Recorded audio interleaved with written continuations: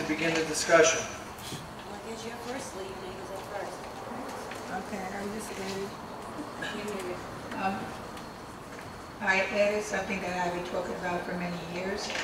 I think Dr. Adams is looking at it, but we really haven't started, and I'd like to see it developed and implemented. A STEM program, that would be one of my goals. To create, develop, and implement a comprehensive technical and/or vocational program. We are working on that, but I think I'd like it defined, and this way we can get updates as we're developing it. Number 3 is to create, develop, and implement more courses into computer sciences at all levels. For example, coding, Dean. Number 4, to work with community groups to increase substance abuse awareness through school-based programs. We do have the coalition, but I think we should work with some school-based programs also. Those are just the 4 that I brought up. So I want to just ask, I know it's our board goal, but I just have a question. You need your microphone?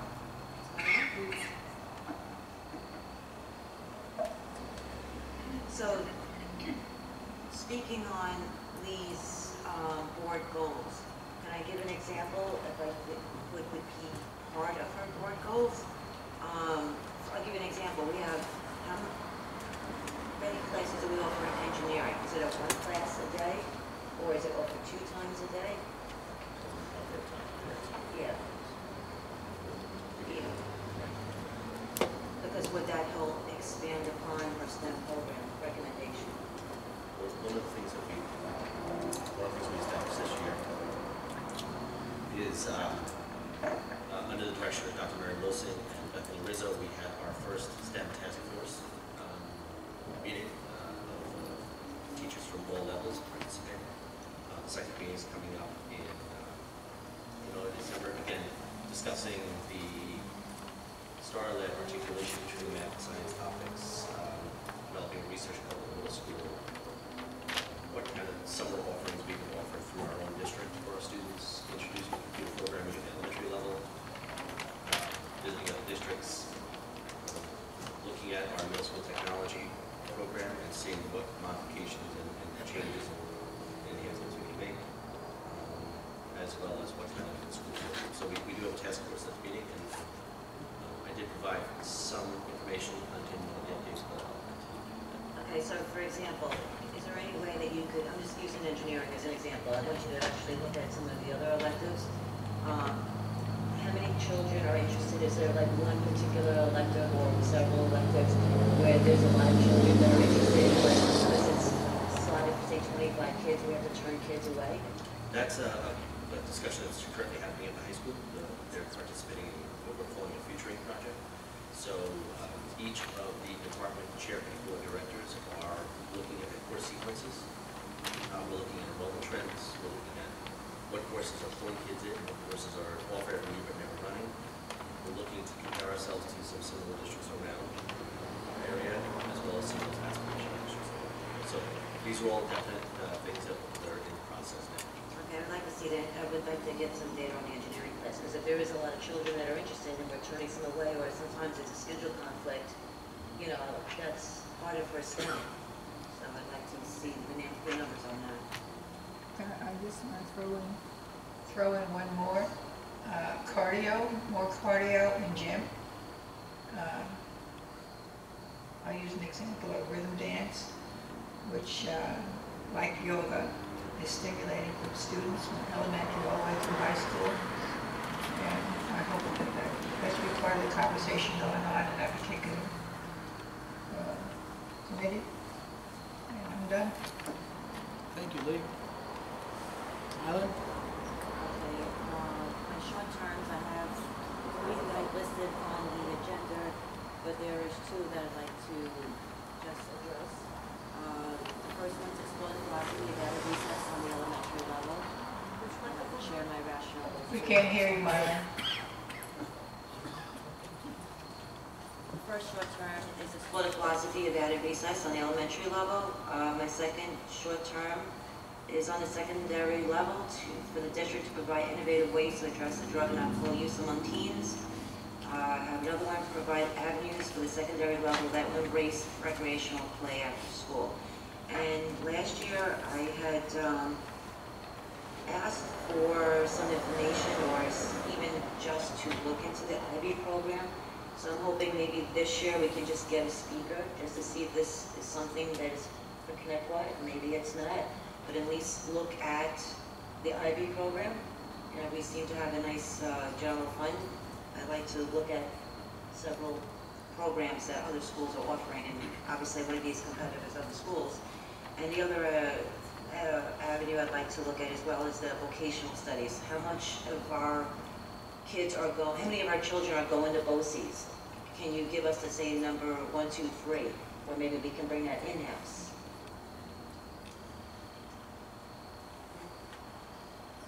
Yeah, so the top 3, so what is We it? currently, what you're asking for is The top three the top programs. 3 programs that our kids are attending, because we currently have 155 students at BOCES. Okay. So we can definitely get you the top 3 enrollments. Yeah, so even if we take number 1 and 2, bring it in-house, it saves a fortune. I can talk about that. We have, there is a committee going on looking at that at this point, but just to make it a little bit more formal, I think that's what this is all about. Because we know what's going on, we know what you're doing. I think Mr. Grable's next.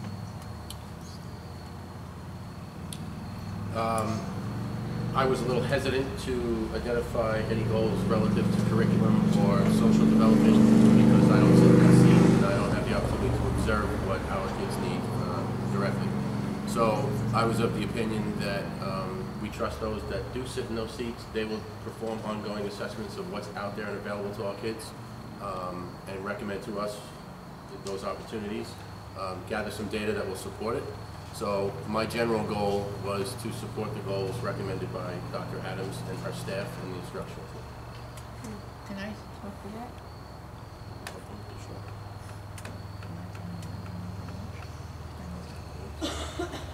I know, sitting on the board for as long as I have, and you're new to this, so you really don't know that, and I understand what you're saying, and even though you're a principal, I understand you're putting a lot of faith in administration. I will say this is educational administration, because I was part of the board who picked this administration, and our focus, after many years of not having education being number 1 focus, by not telling the superintendent, by not giving him guidance of what a board expects, very little was done. If you hear teachers today talking about the professional development that they're receiving, they've never received that before. It was a board goal that said we want this done. The new administration does not know Connect-What like we know Connect-What. We wanted writing to teach our children how to write better, become better writers. That came from a board initiative. We do not do that. We do not implement it. We have a good administration that cares about this stuff. But if we didn't, and we didn't do that, it would be it would be status quo. I've lived status quo for many years. When I also, the board had Intel, it came from the board initiative. They agreed. If they didn't agree, I'm sure there would be discussion. This is not the right time. But they agreed, and they went and ran with it. The steering committee came out of a conversation because we needed a new mission statement. In order to have a new mission statement, we needed a steering committee. That came out of the board. And the superintendent, being the way she is, and administration, an educational group, did it. But you need a board to have a vision. And I've watched, talking about STEM, I had STEM demonstrations years ago, fell on deaf ears, because there wasn't a board that didn't commit to education. So the administration didn't commit to education. So that's where I disagree with you. Okay. I think you make a very good point, Lee. It's the board that gives the direction of where they would like to see our district. So if you want to see, I'm just throwing out my example, if you want to see at recess, that comes from the board to come together to make that decision, to give the administration the opportunity to make it happen. So if we don't give our perspective on where we would like to see our school, then we can't always leave it up to administration. It should be our vision. That's why the people put us here, to have our vision implemented, to go forward. So I happen to agree with Leah on her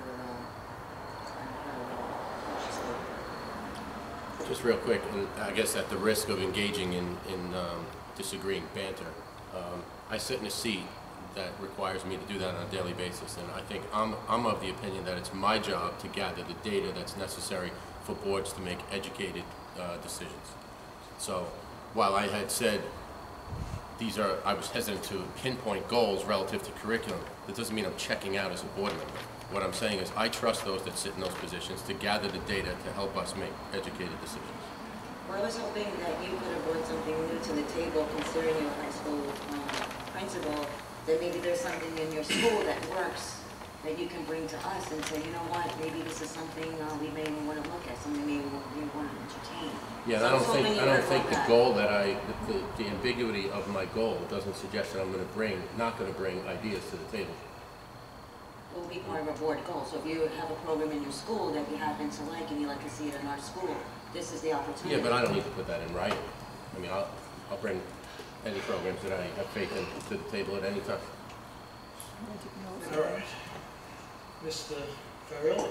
Well, I'm going to start with my third goal, which is that I believe we truly need to, from the top down, foster a level of respect that carries out throughout the district. So I'm going to start with that one. My first goal was that I truly believe that our administrative team has done a fantastic job putting a lot of programs in place over the past year and a half, 2 years that many of them have been here and come on board. Many of those programs are not highlighted throughout the district, I believe, enough. They also have other things that we are currently looking at, including some of the things that have been brought up by the public. Unfortunately, the public doesn't know exactly what's discussed, amongst those administrative pieces. Unfortunately, that they can't sit in every single meeting. But I think that they are really pointed in the right direction. What I would like to see happen is for them to take all those ideas and all those things that they've done and put in place so far, along with the goals that we established last year, which they have worked diligently on, and some have been completed, some are still works in progress. And I would like to see them put together a comprehensive 1-, 3-, and 5-year plan as to where all those things fit in. They've done a tremendous job of moving our district in the right direction from all the complacency that Lee has talked about that was here 4 or 5 years ago. And they have really put together many pieces that will and are moving our district in a very positive direction. So I think that it's really important, and I know they're not ones to think this way because they don't tout their own horn, but I think it would be important if we put that together and we could provide that so that everybody could see where we're going and see us on the same page, that we are doing these things and we are putting these things in place for all of our children throughout the district. So that would be my suggestion as a goal, is to provide that information to everybody here, including parents, educators, everybody that has a stake in our children, is to let them know exclusively what we've done, which I think is a tremendous amount of things that you guys have done, not what I've done, but what you guys have done, and where we're going forward from that this year, which is some of our board goals, I'm sure will be included in that. 3 years down the road, where those board goals fit in, and then 5 years down the road, where we intend to be. That's just my opinion. I think that you guys have done a great job. I concur with much of what Rob said, that we can bring some to the table, but our job is to empower you to do your jobs, and then have an oversight committee to make sure that things don't go wrong. That is my job. My job is not to micromanage. So I feel you've done a great job. I'd like to see that as a board goal, putting that in place so that everybody can be on the same page and we can all see where we're going, what's out there, what you guys have done, because you've done a great job. And me personally, I think you deserve some recognition, but that's just my opinion. The second goal that I had, and I want to change the initial word that I had there. I first had create, but I want to preface this by saying I'm sure that a lot of our classroom teachers, administrators are using a lot of these activities, but we all know that, you know, our district and myself have stood up against state testing and standardized testing and things like that. And I think that with that push, eventually we will move towards, and I'm hoping we will move towards other ways of assessing children. And I'd like to see, as a board goal moving forward, our administration assess where we're at as far as performance-based activities, projects, portfolios, things that we're using in the district, and then how we can implement and create more of them with our staff and with our teachers so that we can evaluate children in a different way rather than, you know, some of the other testing that we are using. I think those are important things that need to take place. And there are children that can express themselves in many different ways, and it's not always on a standardized test. So those are my board goals. Again, my third one, which I mentioned first, was fostering an environment of respect, starting with myself, the board, and everybody down. Thank you, Mr. Mayor. I have one goal that I would like to discuss. My goal is dealing with our entire overall athletic program here in Connecticut, starting with kindergarten and going until 12th grade. You know, being involved in athletics, talking to many coaches, parents that are involved, I'm hearing a lot of certain programs, our youth programs, that we're losing numbers, and they give certain reasons why they think we're losing numbers. And then I have some friends, of course, from other districts, and I try to hear what's successful for them and their numbers and positive things that they're doing. So my vision is to see all of our athletic programs, the girls, the boys, every sport team have you know, start like a family atmosphere where I see the varsity coaches as the director of, let's say, the varsity football coach. That he is the director of the JV, of 7th and 8th grade, of our youth programs, where they get involved and they help out and they steer even the youth programs in a certain direction where their vision is led. Because let's face it, our athletic programs, the varsity coaches that we hire, you know, that's the top job in our athletic program.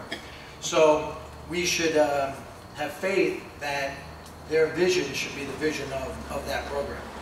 So, you know, my goal is kind of broad. I don't know, Ms. Adams, where you want to pinpoint it, but basically it's just the cohesiveness, continuity of each athletic program. I would like to see the high school athletes going down to the youth programs and helping out, getting hours, you know, community service hours to help out. Great. Yeah, I'm talking every single, it's happening in certain, yeah. There's a few programs that do it, but not all. Yes. So I would just like to see it yeah. Can you give a little example? We'll just use football, for example. So Yes. would you ask, can you give me, you know, exactly what it is you're looking for? You're looking for the varsity football coach? You want to just talk about football? Yeah, I'm just picking any sport randomly. Well, she mentioned football, so we'll talk about football. So our youth program right now in football, we're losing numbers. Every year, it's decreasing. Can I ask, Greg, can I just? It could be decreasing because of population. It could be decreasing too because more parents now are more aware of the consequences. Well, Sable is increasing. Sable has a very small community compared to Connecticut, and theirs is increasing. They have some stars coming out of there. So do we. So, I can't- anyway, my point is this. So she mentioned football. So in the athletic program, I just mentioned Sable. Sable, yes, they have run a camp every summer where the varsity athletes go down and they run a camp for free for the youth program. That's them getting involved. At their games on Sundays, they're there, they're involved. The varsity coach is involved and he talks to all the coaches and he actually has a meeting with all the coaches where the vision is of that football program. So that's one example, but in any sport, that's my vision, that's my goal, is to connect what sports. We have great programs, but I would like every program to get involved in a vision, and I would like to see every one of our athletic programs excel and be as good as they can be. So if I understand you correctly, so you're saying the varsity football coach will go down to the middle school level and talk to those coaches and almost... Correct. Oh, okay. Correct. I said, doesn't that already happen now? I don't know if it's happening in every school. It's just my goal. Okay.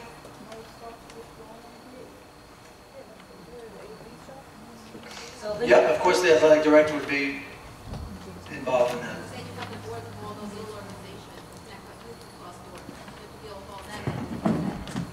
Yep. Yeah, it's a big goal. We can do it as a community, working together, every organization. You know, our music program is awesome, top-notch. Our art program is awesome, top-notch. And our athletic programs, some of them are awesome, top-notch. That's my goal. I would like to see every single one of our athletic programs excel and get better and better and better. I don't want to hear them losing numbers for I thought kids were certain getting reasons. cut. I thought kids were getting cut on football. Like, you know, there's only a certain... No, there are no cuts in football, but some sports have cuts. Sometimes you have to make cuts. Oh, so football is not one of them? No. Oh, can I bring this up because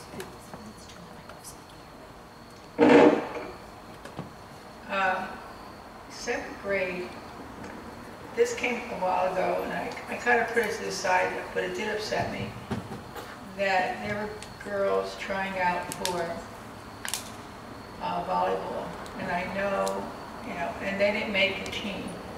I didn't know that in seventh grade you don't make teams. I thought they all made teams. They cut at seventh grade. Yeah, certain sports. Because I remember when my son played football in seventh grade, there were so many of them, they were coming out of the woodwork.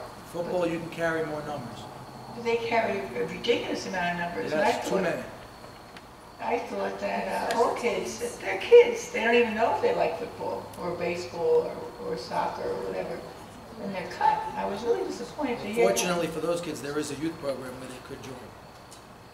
Well, we could also offer intramurals, like Yeah, they my do boy it in goes. most schools, right? Yeah, I'd like to do intramurals Well, here. I was kind of disappointed when I heard that. I didn't think they did that at that level. Yeah, certain sports they do have to. Unfortunately, they have to in certain sports. So again, Linda, going back to one of my board goals, intramurals, I've been asking for that, and I'd like to see something happen with that. So again, Is like that a what cost Lee was item? mentioning. Is that a cost item? Yeah, it's a cost. Cost item and housing item as well. I think we have to do the due diligence of gathering the data, doing some analysis, seeing if we actually have children who would take advantage of staying in school, seeing if we have families who are interested in taking advantage, because we actually had the opportunity to have a free program here that was sponsored by Senator Croce, but it was only allowed to be in one of the middle schools. They're only going to fund one of the middle schools, so we actually declined having that program come in.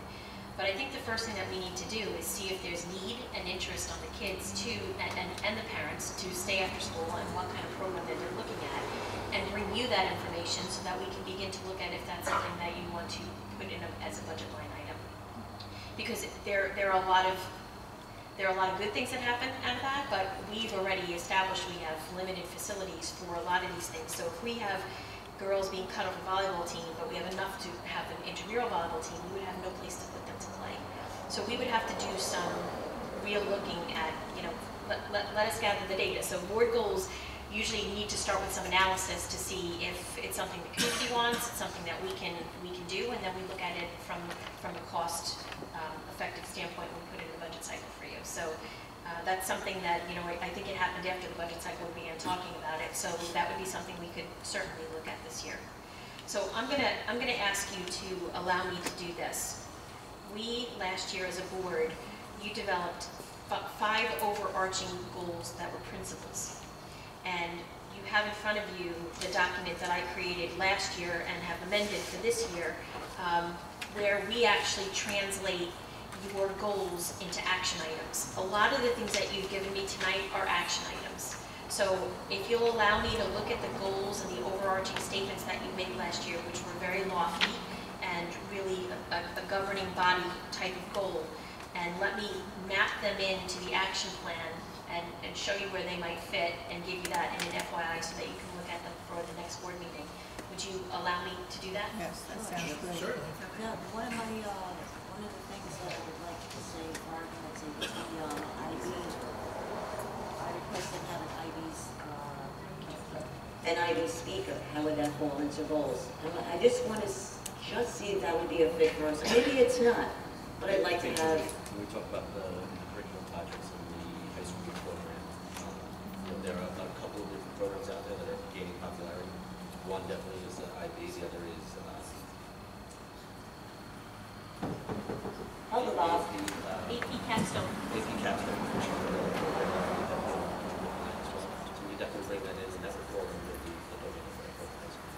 Okay, because right now I'm in the process of, I have my senior going on to college, and that's one of the questions they ask you. Have you had an IB diploma? So it's out there.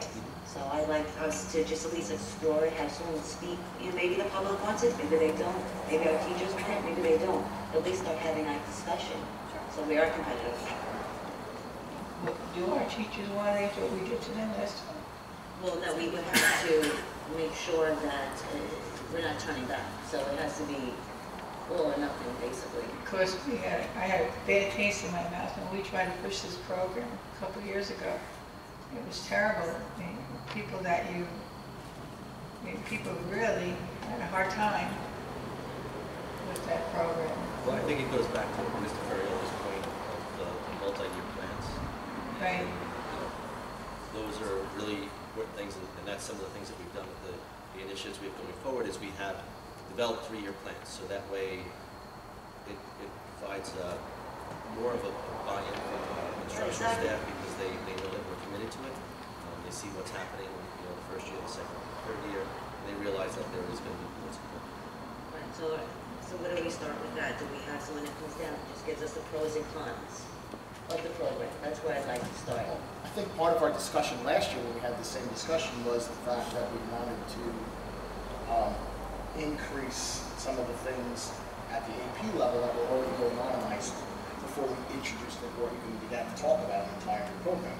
And I know that a lot of things were put in place here when we got the numbers last meeting. Those things are starting to happen. So those are good things. I don't know if we really want to, I don't mind looking at it, but what I'm saying is I don't know if, I think we need to continue that focus first. Oh, yeah, no, and then, that should never. and then possibly move to, another piece down the road. I just want to entertain it and see this is something for us long term. Yeah, I think we definitely need to continue those things because they were good results. Oh, yeah, that's a given. I just want to see something maybe in 3 or 4 years. We can have a program like that. You won't even Capstone would be recommended.